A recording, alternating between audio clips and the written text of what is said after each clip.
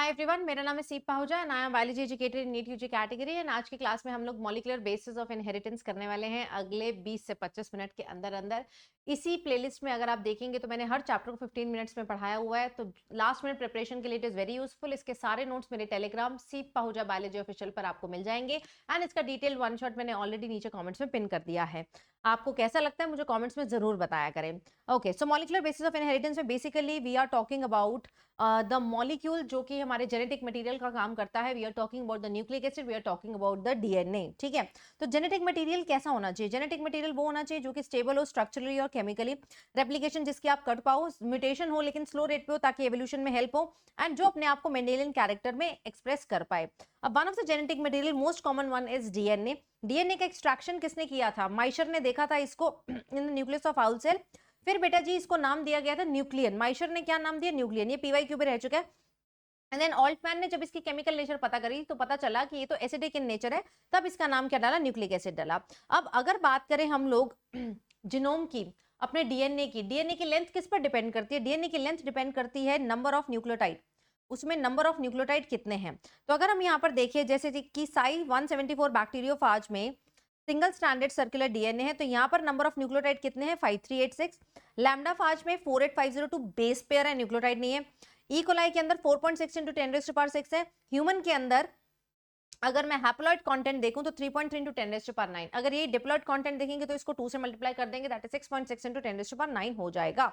वैसे ही आपको इसके बेसिस पर कोई डायरेक्ट सवाल भी आ सकता है। एंड आपसे फॉर एग्जांपल पूछा जाए number of nucleotides in the egg cell, number of nucleotide in the egg cell कितने होंगे? अब एग सेल मतलब आपसे पूछा गया है गैमीट के बारे में। गैमीट के बारे में, गैमीट का मतलब है आपसे हैप्लॉइड कंटेंट पूछा गया। अब हैप्लॉइड कंटेंट तो तुम्हें पता है दैट इज 3.3 इंटू 10⁻9, लेकिन ये तो बेस पेयर है। आपसे क्या पूछेंगे? न्यूक्लियोटाइड, तो न्यूक्लियोटाइड को किससे मल्टीप्लाई कर देंगे? 2 से। वैसे number of base pair in the sperm cell gamete है तो हैप्लॉइड डायरेक्ट आंसर आ जाएगा। Number of nucleotide in the hair cell, nucleotide पूछा गया, हेयर सेल यानी कि डिप्लॉइड सेल है, तो डिप्लॉइड के लिए सबसे पहले अपने इसको 2 से मल्टीप्लाई करेंगे, 2 से मल्टीप्लाई करेंगे 6.6 इंटू 10⁻9 आएगा, प्लस न्यूक्लियोटाइड निकालने के लिए इसको फिर से 2 से अपन लोग मल्टीप्लाई करेंगे। तो इसके बेसिस पर आपको कैसा भी न्यूमेरिकल पूछा जा सकता है। देन अपने लोग आते हैं डीएनए बना किससे? मोनोमर से। Monomer of the DNA is nucleotide. Nucleotide आगे deoxyribose sugar, nitrogenous base and phosphoric acid से बनता है। इन दोनों को जोड़ेंगे तो क्या बनता है? न्यूक्लियोसाइड बनता है। जैसे कि अगर मेरा नाइट्रोजनस बेस ए हो तो डीऑक्सीएडेनोसिन, जी हो डीऑक्सीगुआनोसिन, सी हो डीऑक्सीसाइटेडिन, एंड अगर टी हो तो डीऑक्सीथाइमिडिन। दो तरीके के बेसिस होते हैं, प्यूरिन एंड पिरिमिडिन। प्यूरिन होते हैं ए एंड जी, पिरिमिडिन होते हैं C, cytosine, thymine and uracil. DNA के अंदर यू नहीं होता है, उसकी जगह क्या प्रेजेंट होता है? टी प्रेजेंट होता है। आरएनए में बात करें तो अंतर क्या है? वहां पर शुगर जो है वो रिबोज है। रिबोज और डीऑक्सीरिबोज में मेन डिफरेंस कहां पर होता है? कार्बन नंबर 2 पर डिफरेंस होता है। इन केस ऑफ रिबोज यहाँ पर OH प्रेजेंट होता है and in case of deoxyribose O absent होता है। ठीक है जी। देन मेरे बच्चों यहाँ पर नाम दिया हुआ न्यूक्लियोटाइड का। न्यूक्लियोटाइड कैसे बनता है? जब न्यूक्लियोसाइड के साथ आप लोग फॉस्फोरिक एसिड जोड़ देते हो। जैसे कि अगर ए होगा तो डीऑक्सी एडेनोसिन मोनोफॉस्फेट या फिर एडेनाइलिक एसिड, डीऑक्सी गुआनोसिन मोनोफॉस्फेट या फिर गुआनाइलिक एसिड, इसका नाम साइडिडाइलिक एसिड, इसका नाम थाइमिडाइलिक एसिड। ठीक है जी। अब यार डीएनए में अगर बॉन्ड के बारे में बात करूं तो दो न्यूक्लियोटाइड आपस में जुड़े होते हैं with the help of phosphodiester bond, that is 3 prime to 5 prime phosphodiester bond. यानी कि फॉस्फेट ग्रुप ऊपर वाले शुगर के थर्ड कार्बन के OH के साथ जुड़ा होता है, नीचे वाले शुगर के फिफ्थ कार्बन के साथ जुड़ा होता है। ठीक है। अब अगर बात करें जो शुगर है, ये जो मेरे पास डीऑक्सीरिबोस शुगर है, ये बेस के साथ किस बॉन्ड से जुड़ती है? यहाँ पर जो बॉन्ड का नाम है that is beta N glycosidic bond. Beta N glycosidic bond. अगर आपको कभी भी सवाल है नंबर ऑफ ग्लाइकोसिडिक बॉन्ड निकालो तो number of nucleotide he glycosidic bond होते हैं। ठीक है जी। एंड देन अपने पास आता है न्यू न्यूक्लियोटाइड जो पॉलीमराइजेशन है हमेशा किस एंड पर होती है? 5 प्राइम टू 3 प्राइम ही एडिशन होती है। देन बात करते हैं 3D स्ट्रक्चर ऑफ डीएनए। किसने दिया? वॉटसन एंड क्रिक ने दिया, खुद नहीं दिया, on the basis of 2 scientist की डिस्कवरी। पहला फ्रैंकलिन एंड विल्किन, जिन्होंने एक्सरे डिफ्रैक्शन स्टडी दिया, उन्होंने बताया कि डीएनए एक्चुअली में एक right handed double helix form में प्रेजेंट होता है जिसकी विड्थ जो है वो कांस्टेंट होती है, दैट इज 20 एंगस्ट्रॉम। ठीक है। हर टर्न 3.4 नैनोमीटर का। देन शार्गफ जी ने बहुत सारी बातें बोली। इन्होंने बताया कि जो प्यूरिन्स हैं वो पाइरिमिडिन के साथ बॉन्ड बनाते हैं। नंबर ऑफ प्यूरिन्स हमेशा पाइरिमिडिन के इक्वल होते हैं। ए की कंसंट्रेशन हमेशा टी के बराबर होगी, जी की कंसंट्रेशन हमेशा सी के बराबर होती है। प्लस शार्गफ ने बोला A plus G is equal to T plus C, यानी कि purines is equal to pyrimidines. ठीक है। देन यहाँ पर बोला गया था A plus T upon G plus C जो है that is variable for different species. ठीक है जी। देन इन दोनों के बेसिस पर वॉटसन एंड क्रिक ने कुछ हमें फाइंडिंग्स दे दी कि डीएनए के स्ट्रक्चर में क्या है। It's a right handed helix. इसमें क्या होंगी, 2 पॉलीन्यूक्लियोटाइड चेन होंगी, दोनों का पोलैरिटी क्या होगा, एंटी पैरेलल, एक 5 प्राइम टू 3 प्राइम और एक 3 प्राइम टू 5 प्राइम। जो बैकबोन है वो कौन बनाएगा, शुगर प्लस फॉस्फेट बनाएंगे। Bases will be projected inside, perpendicular होंगे पर इनसाइड प्रोजेक्ट होंगे, ठीक है जी। Now what is the hallmark, hallmark is a complementarity rule. A और टी के बीच में 2 हाइड्रोजन बॉन्ड होते हैं, जी और सी के बीच में 3 हाइड्रोजन बॉन्ड होते हैं। ये कॉम्प्लीमेंटारिटी रूल आपको याद रखना है। देन अगर आपसे कोई पूछे क्या कौन सी चीज स्टेबिलिटी प्रोवाइड करती है पूरे डीएनए के स्ट्रक्चर को, वेरी इंपॉर्टेंट, पीवाईक्यू भी रह चुका है। पहला हाइड्रोजन बॉन्डिंग, दूसरा स्टैकिंग, एक के ऊपर एक के ऊपर एक जो बेस पेयर स्टैक्ड होते हैं ना, वो बेटा जी स्टेबिलिटी प्रोवाइड करते हैं। ये मैंने कुछ न्यूमेरिकल्स है, अगर आप सीखना चाहते हैं, जैसे कि मैंने आपको ग्लाइकोसिडिक बॉन्ड बताया, number of nucleotide glycosidic bond के इक्वल होते हैं। Then number of phosphodiester bond का ये जो फॉर्मूला है, वैसे तो मैंने सिखाया हुआ, अगर आप कभी मेरा डिटेल वीडियो देखेंगे ना तो उसमें मैंने आपको सिखाया हुआ कैसे n-1 n-2 या n आता है। नहीं याद हो रहा है तो एक बार आप इसको एक देख सकते हैं, ठीक है जी। देन आता है डीएनए, एक बहुत बड़ा मॉलिक्यूल है, वो छोटे से न्यूक्लियस के अंदर, या अगर प्रोकैरियोट की बात करें उसके सेल के अंदर कैसे फिट आता है। प्रोकैरियोट्स में अगर हम देखें तो ई कोलाई के अंदर 4.6 into 10⁻⁶ बेस पेयर है, ठीक है जी। लेंथ निकालने के लिए आपको दो चीजों को मल्टीप्लाई करना होता है, number of bases plus the distance between two bases, that is 0.34 nanometer. जब आपने मल्टीप्लाई किया तो यार साइज आया 1.36 mm, जो कि बहुत बड़ा है as compared to the size of prokaryote. तो होता क्या है इसमें, there are some positively charged basic proteins जिनको अपन लोग बोलते हैं non histone proteins, that is polyamines. इनके अराउंड जो मेरा डीएनए है ना प्रोकैरियोट्स को वैसे लूप्स बना लेता है, ठीक है। और अल्टीमेटली कौन सा स्ट्रक्चर बन जाता है, न्यूक्लियोइड, इसके फॉर्म में पैकेजिंग है।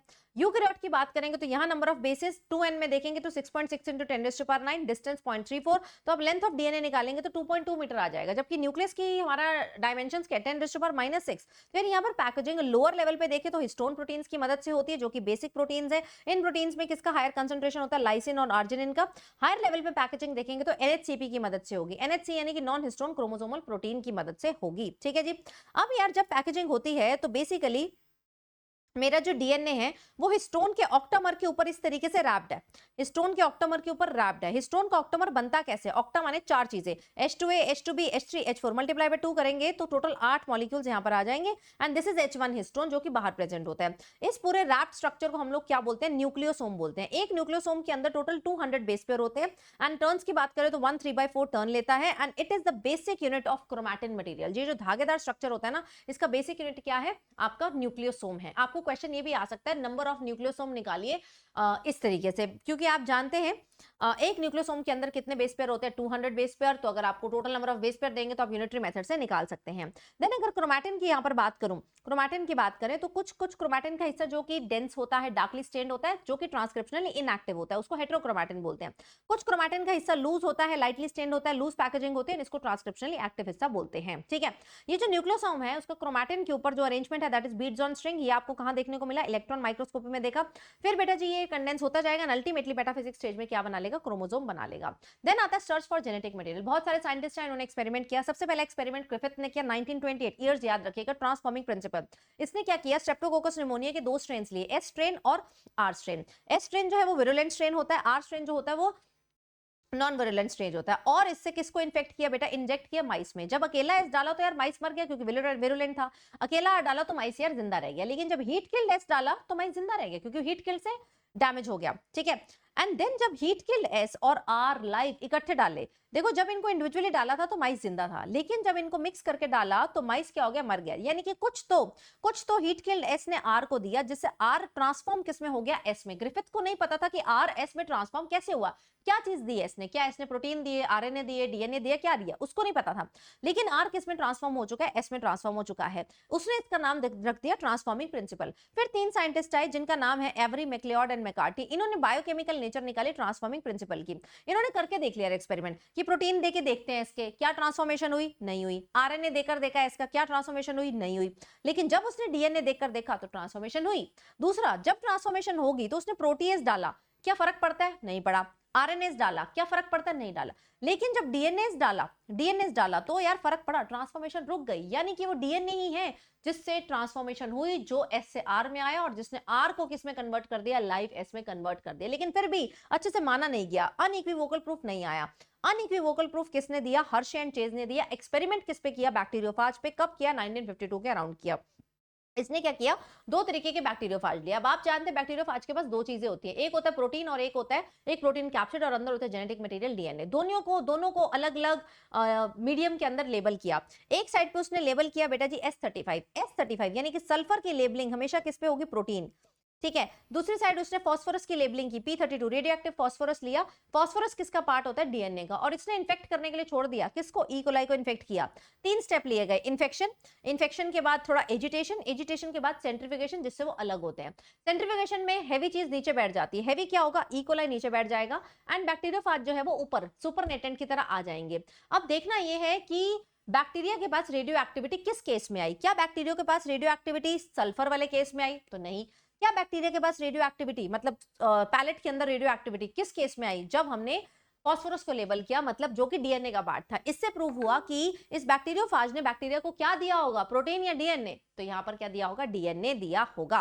देन आता है सेंट्रल डॉगमा ऑफ बायोलॉजी, किसने दिया, क्रिक ने दिया। ये इस पे भी बहुत बारी सवाल आ चुके हैं। डीएनए ट्रांसक्रिप्शन करके क्या बनाता है, mRNA. DNA is auto catalytic also, अपनी कॉपी खुद बना सकता है रेप्लिकेशन के द्वारा। एमआरएनए ट्रांसलेशन करके क्या बनाते हैं, प्रोटीन बनाते हैं। एक रिवर्स भी होता है जिसमें आरएनए से डीएनए बनता है, जिसको हम लोग रिवर्स ट्रांसक्रिप्शन बोलते हैं, ठीक है जी। अब डीएनए और आरएनए के अंदर लड़ाई हुई कि कौन पहले आया, पहले कौन आया मेरे बच्चों, आरएनए आया। आरएनए वर्ल्ड में हम लोग ये चीज देखते हैं। अब आरएनए पहले आया क्योंकि आरएनए बहुत सारे काम कर लेता है, कैटालिटिक रोल है, स्ट्रक्चरल रोल है, अडेप्टर की तरह काम करता है, इनफैक्ट जेनेटिक मटेरियल की तरह भी काम कर देता है। लेकिन सिंस आरएनए सिंगल स्ट्रैंडेड, इसके बेसिस जो है वो एक्सपोज्ड है, तो इसकी रिएक्टिविटी काफी ज्यादा है। प्लस इसके शुगर की, रिबोज शुगर की सेकंड पोजीशन पर आपके पास OH ग्रुप प्रेजेंट है जो कि ज्यादा रिएक्टिव है, तो इसी वजह से आरएनए की रिएक्टिविटी ज्यादा है, तो इस वजह से जेनेटिक मटेरियल नहीं रह सकता है। डीएनए की रिएक्टिविटी क्या है, कम है, ठीक है। साथ ही में आरएनए के पास यूरेसिल है, डीएनए के पास थायमिन है। थायमिन बना कैसे, thymine is basically 5 methyl uracil, 5 methyl uracil, तो मतलब यूरेसिल में चेंजेस होने की वजह से क्या बना, थायमिन बना। आरएनए जो है वो एंजाइम की तरह एक्ट कर सकता है, राइबोजाइम, आरआरएनए आपको पता है। इसमें म्यूटेशन का रेट काफी फास्ट होगा, डीएनए म्यूटेशन का रेट क्या होगा, काफी कम होगा। तो अल्टीमेटली दोनों जेनेटिक मटेरियल का काम कर सकते हैं, बट स्टोरेज के लिए अपन लोग किसको यूज करते हैं, डीएनए को, एंड ट्रांसमिशन के लिए अपने लोग किसको यूज करते हैं, आरएनए को यूज करते हैं। Then moving on to the first step, that is DNA replication. जब भी डीएनए रेप्लिकेशन होती है तो जो डॉटर डीएनए बनते हैं उसमें एक तो पेरेंटल स्ट्रैंड रहता है और एक आपका नया स्ट्रैंड बनता है, यानी कि आधा चीज पेरेंट की रह जाती है। इसी वजह से इसको बोलते हैं सेमी कंजर्वेटिव इन नेचर। ये जो डीएनए रेप्लिकेशन है किसने दी, वॉटसन एंड क्रिक ने। प्रोकैरियोट में तो यार सारा काम साइटोप्लाज्म के अंदर ही होगा, लेकिन यूकैरियोट में ये प्रोसेस कहां हो रहा है, न्यूक्लियस के अंदर हो रहा है। किस फेज में हो रहा है, एस फेज के अंदर हो रहा है। अब किसने बताया कि रेप्लिकेशन सेमी कंजर्वेटिव है, दो लेवल पे देखेंगे। क्रोमोसोमल लेवल पे ये बात बताई टेलर एट ऑल ने, एक्सपेरिमेंट किस पे किया था, विशिया फेबर पे किया था। मॉलिक्यूलर लेवल पे ये बात बताई Meselson and stall, very important, Meselson and stall, year याद रखिएगा, किस पे काम किया था, ई कोलाई। और इन्होंने क्या यूज किया, हैवी नाइट्रोजन। कोई भी बच्चा इसको रेडियो एक्टिव मत बोलिएगा, रेडियो एक्टिव मत बोलिएगा, ठीक है, हैवी नाइट्रोजन यूज करा गया। तो जब इन्होंने हैवी नाइट्रोजन में अपना ई कोलाई रखा तो दोनों स्ट्रैंड हैवी वाले थे, तो सीजियम क्लोराइड की डेंसिटी ग्रेडियंट पर क्या आता था, सबसे नीचे सेंट्रीफ्यूगेशन में नीचे सेटल डाउन हो जाता था क्योंकि हैवी है। जब मेरे बच्चों 20 मिनट में इसका एक साइकिल पूरा हो जाता है, फिर इसका मीडियम चेंज किया और लाइट नाइट्रोजन यानी कि N14 में रखा गया, तो यार हाइब्रिड डीएनए वाले तो सेंटर में आया। फिर एक और जनरेशन निकाली तो आप देखेंगे कि 50% हाइब्रिड और 50% कैसे बन रहे हैं, लाइट डीएनए बन रहे हैं। इस पे आपको न्यूमेरिकल आ सकते हैं, 2023 2024 दोनों में इस सेमी कंजर्वेटिव पे न्यूमेरिकल आया था। देन बात करते हैं डीएनए रेप्लिकेशन की। डीएनए रेप्लिकेशन कहीं से भी स्टार्ट नहीं होती, एक स्पेसिफिक जगह है जिसका नाम है ओआरआई से स्टार्ट होती है। प्रोकैरियोट के पास सिर्फ एक ही ओआरआई होता है, लेकिन अगर यूकैरियोट की बात करें तो उसके पास काफी ओआरआई होते हैं। अब क्या एक समय पर सारा डीएनए रेप्लिकेट कर जाता है, नहीं, एक समय पर सारा डीएनए रेप्लिकेट नहीं कर सकता, because it energetically it is very expensive, ठीक है जी। रेप्लिकेशन बेटा हमेशा 5 प्राइम टू 3 प्राइम होगी। यहाँ जो मेजर एंजाइम है that is DNA dependent RNA polymerase, जो कि किस में काम करते हैं, 5 प्राइम टू 3 प्राइम में ही काम कर सकते हैं। तो डीएनए पोल एक्चुअली में स्टार्ट नहीं कर सकते। स्टार्ट करने के लिए मुझे कौन चाहिए, प्राइमेज चाहिए, जो कि प्राइमर लगाएगा 5 प्राइम टू 3 प्राइम डायरेक्शन में प्राइमर लगाएगा। एक स्ट्रैंड जो है 5 प्राइम टू 3 प्राइम वो कॉन्टिन्यूस बनेगा। दूसरा स्ट्रैंड, डायरेक्शन बहुत इंपॉर्टेंट है, एरोज को देखिएगा। जो बच्चे मेरा प्रैक्टिस सेशन अटेंड कर रहे हैं, मैंने प्रैक्टिस सेशन में बहुत सारे क्वेश्चन इसकी डायरेक्शंस पे कराए हैं। तो एक स्ट्रैंड आपका कॉन्टिन्यूस सिंथेसिस होता है, एक स्ट्रैंड डिसकॉन्टिन्यूस सिंथेसिस होता है। इसी वजह से इसको क्या बोलते हैं, इसी वजह से इसको बोलते हैं सेमी डिसकॉन्टिन्यूस। जैसे सेमी कंजर्वेटिव है वैसे ही सेमी डिसकॉन्टिन्यूस हमारी रेप्लिकेशन है। So this is our leading strand and this is our lagging strand. ये जो छोटे छोटे फ्रैगमेंट्स बन रहे हैं इनको बोलते हैं Okazaki fragments. Later on in Okazaki fragments को ज्वाइन कर दिया जाता है with the help of DNA ligase, जैसे कि आप यहाँ पर देख रहे हैं। इस तरीके से देखिए, खोलने के लिए मेरे को जो एंजाइम चाहिए होता है that is called as helicase. फिर बेटा जी बंद करने से इसको रोकना है तो यहाँ पर क्या प्रेजेंट होते हैं, single strand binding protein. Topoisomerase पीछे की जो सुपर कॉइलिंग है इसको क्या करते हैं, रिमूव करते हैं। ठीक है जी, ये देखिए मैंने यहाँ पर प्रॉपर तरीके से दिखाया है कि लीडिंग स्ट्रैंड कौन सा है, लैगिंग स्ट्रैंड कौन सा है, प्राइमर कितने न्यूक्लियोटाइड्स का होता है, लेटर ऑन इनको ज्वाइन कौन करेगा, डीएनए लाइगेज जो है वो ज्वाइन करेगा। ठीक है जी, लीडिंग स्ट्रैंड जो वो कॉन्टिन्यूस ग्रो करता है, लैगिंग स्ट्रैंड में छोटे छोटे ओकाजाकी फ्रैगमेंट्स जो है वो आ जाते हैं। देन अपने अब बात करते हैं डीएनए पॉलीमरेज की। डीएनए पॉलीमरेज क्या करेगा, डीएनए पॉलीमरेज डीएनटीपीस को लाएगा। What are dNTPs, deoxyribonucleoside triphosphate, जो कि substrate as well as energy देने का काम करते हैं। भैया इसने फॉस्फोडाइस्टर बॉन्ड बनाने प्लस फॉस्फोडाइस्टर बॉन्ड तोड़ने भी है, इसकी दोनों एक्टिविटीज है, polymerizing activity and nuclease activity यहाँ पर प्रेजेंट है। ये जो पोल वन है ना, ये मेरा ऑलराउंडर पोल है, क्योंकि यही क्या करता है, प्राइमर को रिमूव करता है, यही पॉलीमराइजेशन करता है एंड ये प्रूफ रीडिंग गलतियों को भी ठीक कर सकता है। देन अपने लोग बात करते हैं आगे की, जीन। जीन क्या होता है, दो तरीके के, structural and regulatory. Structural gene क्या होते हैं, नॉन स्प्लिट। नॉन स्प्लिट मतलब जिसमें इंट्रॉन नहीं होते, प्रोकैरियोट्स में पाए जाते हैं। स्प्लिट जीन्स हमारे में यूकैरियोट्स में प्रेजेंट होते हैं, जिसमें कोडिंग सेगमेंट के बीच बीच में क्या प्रेजेंट होते हैं, इंट्रॉन्स प्रेजेंट होते हैं। अल्टीमेटली मेरे को इन इंट्रॉन्स को रिमूव करना है by the process of splicing, ताकि सारे coding sequence exon exon exon साथ में जुड़ जाए एंड लेटर ऑन हम उसको क्या बना दे, प्रोटीन बना दे। ये जो यहाँ पर जिसमें इंट्रॉन है, ये जो आरएनए बना है, ये मैच्योर आरएनए नहीं है, इसको एचएनआरएनए बोल सकते हो, एचएनआरएनए बोल सकते हो, या फिर प्राइमरी ट्रांसक्रिप्ट बोलते हो। जब इसमें से इंट्रॉन हट जाते हैं, इसके 5 प्राइम एंड पे कैप लग जाती है, इसके 3 प्राइम एंड पे टेल लग जाती है, तब ये एक्चुअली में क्या कहलाता है, मैच्योर प्रोसेस्ड आरएनए कहलाता है। चलिए आरएनए बनाते हैं bye the process of transcription.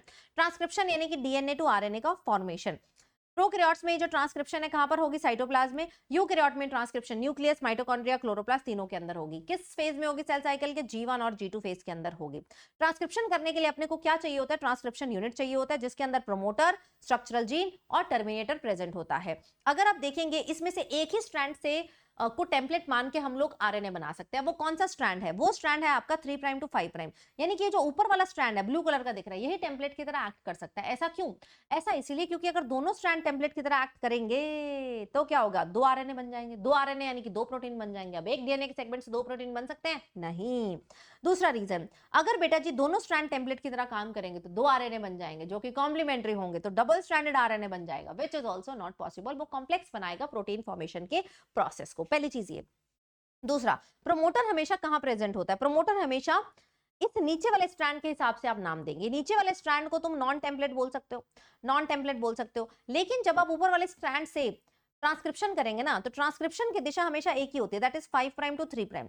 यानी कि यहाँ पर मेरे पास क्या बनता है, एमआरएनए बनता है। अब ये जो एमआरएनए पर जो भी कोड्स है, वही सेम कोड नीचे नॉन टेम्पलेट पर प्रेजेंट है। यस, तभी कोडिंग स्ट्रैंड नॉन टेम्पलेट होता है, नॉन टेम्पलेट होता है। अब जो नाम दिया जाता है ना कि प्रोमोटर कहाँ है, टर्मिनेटर कहाँ है, वो कोडिंग के हिसाब से दिया जाता है। हम बोलेंगे कि promoter is present on the 5 prime end of the coding, हम बोलेंगे promoter is present, terminator is present on the 3 prime end of the coding. आप नॉन कोडिंग के हिसाब से नाम नहीं देंगे, ठीक है जी। Yes, okay. नेक्स्ट अपने लोग आते हैं आरएनए के टाइप्स पे। बहुत सारे जिनोमिक आरएनए जिसमें जेनेटिक मटेरियल की तरह एक्ट करता है, नॉन जिनोमिक आरएनए जो हम यहाँ पर देखेंगे, आरआरएनए, एमआरएनए एंड टीआरएनए। इसमें से भी आपको सवाल आया, वो सबसे छोटा वाला आरएनए कौन सा है, टीआरएनए। इसी को अपने लोग सॉल्युबल आरएनए भी बोलते हैं। एमआरएनए सबसे बड़ा होता है लेकिन 5% पोर्शन बनाएगा। आरआरएनए भी छोटा होता है, 80% पोर्शन कौन बनाता है, आरआरएनए बनाता है। Then moving on to the process of transcription in prokaryotes. देखो रेप्लिकेशन में हमने देखा था बहुत सारे एंजाइम है, हेलिकेज है, एसएसबीपी है, टोपो आइसोमरेज है, डीएनए डिपेंडेंट डीएनए पॉलीमरेज है। यहाँ सारा काम एक ही एंजाइम कर रहा है, और वो एक एंजाइम कौन है, वो एक एंजाइम कौन है, that is DNA dependent RNA polymerase, DNA dependent RNA polymerase. Prokaryote में यही एक एंजाइम सब कर देगा। ये क्या करेगा, सबसे पहले स्ट्रैंड को तोड़ेगा, हाइड्रोजन बॉन्ड ब्रेक करेगा, देन साथ में चिपक जाएगा एंड ट्रांसक्रिप्शन का प्रोसेस कराएगा एंड लास्ट में टर्मिनेट करा देगा। अब एक ही एंजाइम सारा काम कैसे कर लेता है, इसकी स्पेसिफिसिटी चेंज होती है।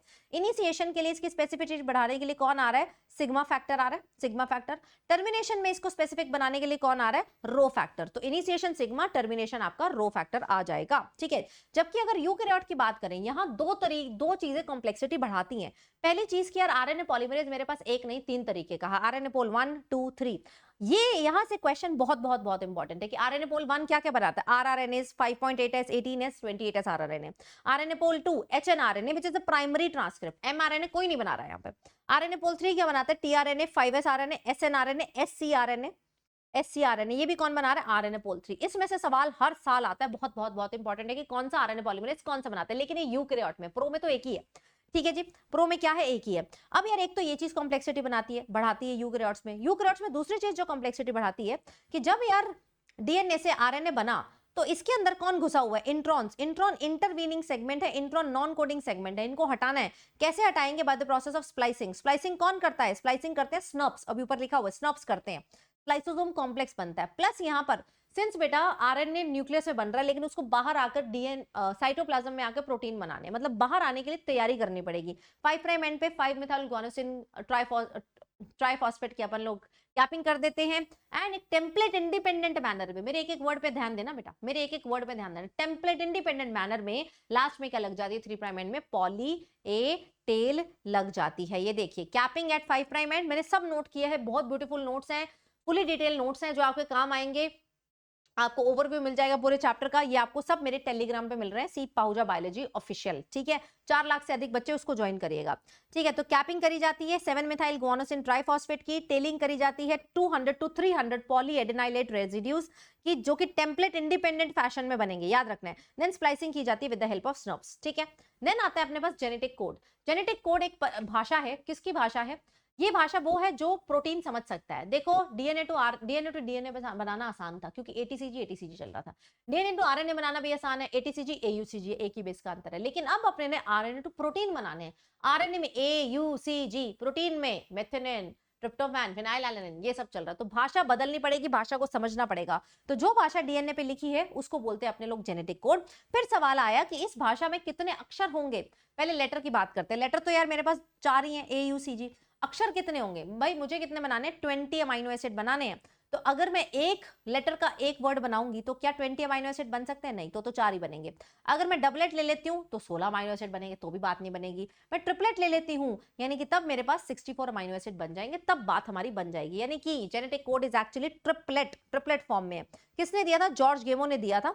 इसने एक्चुअली आरएनए और पॉलीपेप्टाइड सीक्वेंस के बीच में रिलेशनशिप जो है वो समझा एंड क्रैक किया जेनेटिक कोड। मदद किसने की, सबसे पहले आए निरनबर्ग एंड मेथाई, इन्होंने होमोपॉलीमर्स यूज किए। किसके, यू करके पता चला कि भैया यू कोड्स फॉर फेनाइलएलैनिन। तो सबसे पहले तो मेरे को ये पता चल गया कि यू किसको कोड करता है, यू देखिए किसको कोड करता है, फिनाइलएलैनिन। फिर कौन है, हरगोबिंद खुराना, इन्होंने कोपॉलीमर यूज किया, यूसी। यहां से पता चला CUC codes for leucine, UCU codes for serine, तो ये भी हेल्प हुई। देन बेटा जी हमें पता चले कैरेक्टरिस्टिक्स ऑफ जेनेटिक कोड। सबसे पहले ट्रिपलेट है, जॉर्ज गेमो ने दिया। यूनिवर्सल है, सब में सेम होता है but with few exceptions, that is in case of DNA of the mitochondrial DNA of mammals and yeast. Stop codon कौन से हैं, स्टॉप कोडोन है बेटा UA, UAG, UGA, ochre, amber and ऑपल।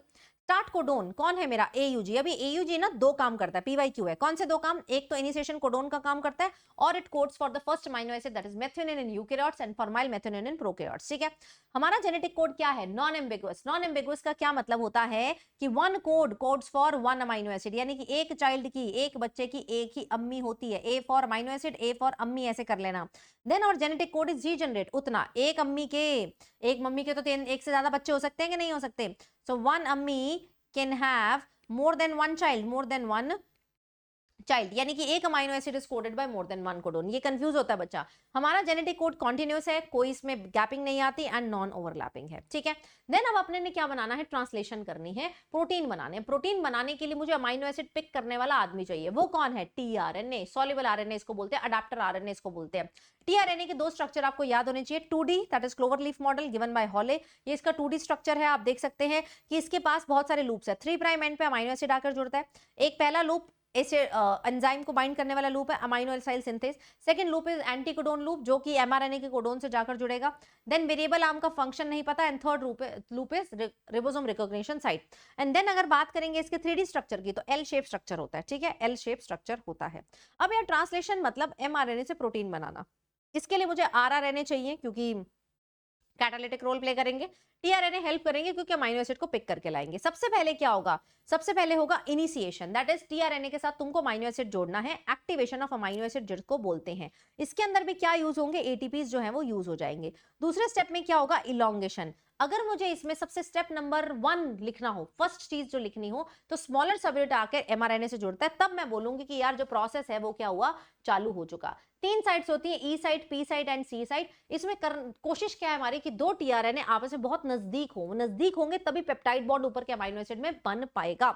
मतलब पेप्टाइड बॉन्ड फॉर्मेशन के लिए मेरे को दोनों अमीनो एसिड नजदीक चाहिए, प्लस इसके कैटालिटिक एक्टिविटी को बढ़ाने के लिए मुझे कौन चाहिए, ये देखिए प्रोकैरियोट्स में देखेंगे तो 23s आरआरएनए मदद करता है, एंड यूकैरियोट्स में देखेंगे तो 28s आरआरएनए क्या करता है, मदद करता है। एंड लास्ट स्टेप, जब स्टॉप कोडोन आ जाता है तो उसके लिए मेरे पास कोई टीआरएनए नहीं होता। स्टॉप कोडोन के लिए मेरे पास क्या प्रेजेंट होते हैं, रिलीज फैक्टर जो है वो प्रेजेंट होते हैं। ठीक है, नेक्स्ट आता है मेरे पास रेगुलेशन ऑफ जीन एक्सप्रेशन, यानी कि जीन को आप, कुछ जीन ऐसे हैं जो हमेशा ऑन रहेंगे, जो हमेशा ऑन रहते हैं उनको बोलते हैं मम्मी जीन, जो ऑन और ऑफ हो सकते हैं इसको बोलते हैं अपने लोग लग्जरी जीन्स। ठीक है, ऑन और ऑफ जो हो सकते हैं। अब किस स्टेज पर ऑन और ऑफ हो सकता है, किस स्टेज पे रेगुलेट कर सकते हो, यूकैरियोट में 4 जगह पर तुम लोग जीन को ऑफ कर सकते हो। जैसे पहला, तुम ट्रांसक्रिप्शन रोक दो, मान लो हो गई तो तुम मॉडिफिकेशन रोक दो, हो गई तो तुम यार उसको न्यूक्लियस से साइटोप्लाज्म में मत आने दो एमआरएनए को, हो गया तो यार उसका ट्रांसलेशन रोक दो। लेकिन प्रोकैरियोट में देखो, ना तो प्राइमरी ट्रांसक्रिप्ट बने, ना उसमें कोई न्यूक्लियोसाइटोप्लाज्म का चक्कर है। वहां जो ट्रांसक्रिप्शन रुकेगी वो 2 ही स्टेप पे रुक सकती है, यानी कि ट्रांसक्रिप्शन लेवल पे तुम रेगुलेशन कर सकते हो या ट्रांसलेशन, बट मेजर किस लेवल पे करते हो, ट्रांसक्रिप्शन लेवल पे करते हो।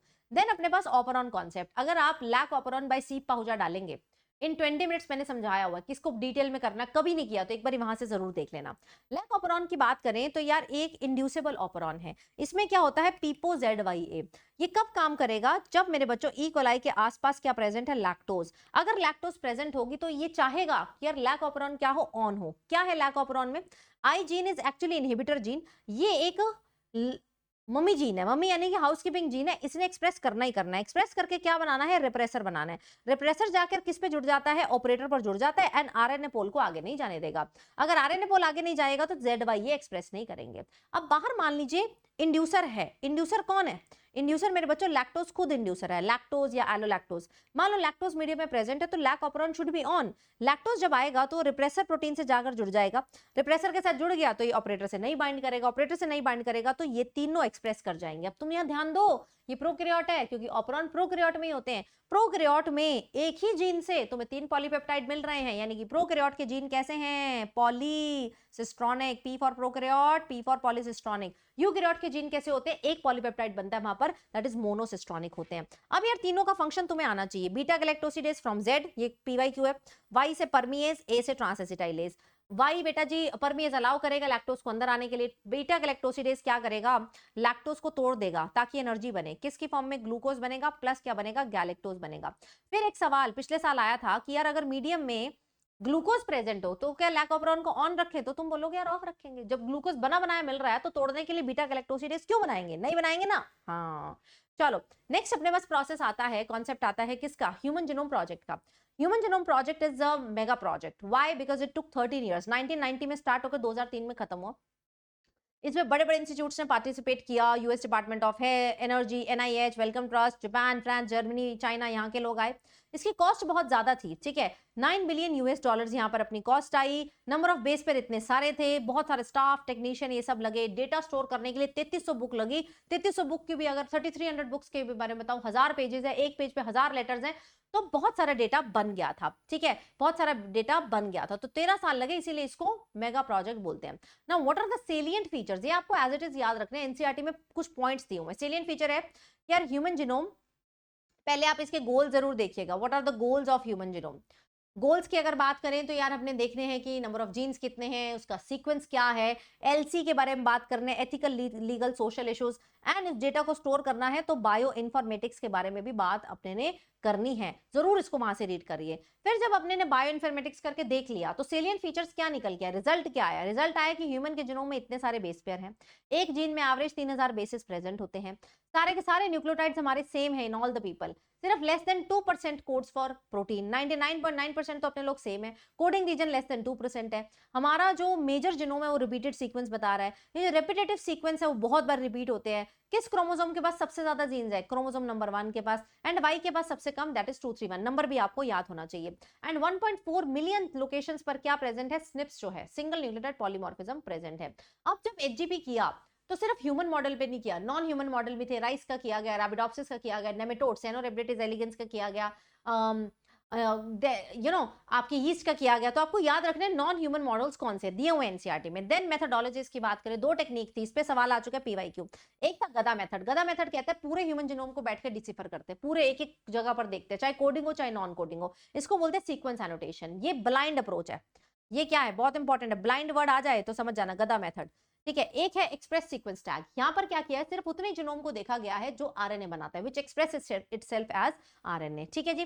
करना क्या है, कैसे करेंगे, डीएनए को आइसोलेट करेंगे, डीएनए को कट करेंगे, इलेक्ट्रोफोरेसिस से उसको सेपरेट कर लेंगे। ठीक है जी, उससे क्या कर लेंगे, उसको सेपरेट कर लेंगे। यहाँ जो होस्ट है वो कौन यूज किया गया, बैक्टीरिया प्लस ईस्ट, और वेक्टर की तरह कौन यूज हुआ, बैक और यैक जो है वो यूज हुआ है। देन अपने आते हैं DNA fingerprinting, which is the last topic. DNA fingerprinting plus, ध्यान से सुनना मेरी बात, DNA fingerprinting plus mapping of genes on a chromosome in human genome project, इन दोनों का प्रिंसिपल एक ही था। वो प्रिंसिपल क्या था, डीएनए पॉलीमॉर्फिज्म। 2 बारी सवाल आ चुका है।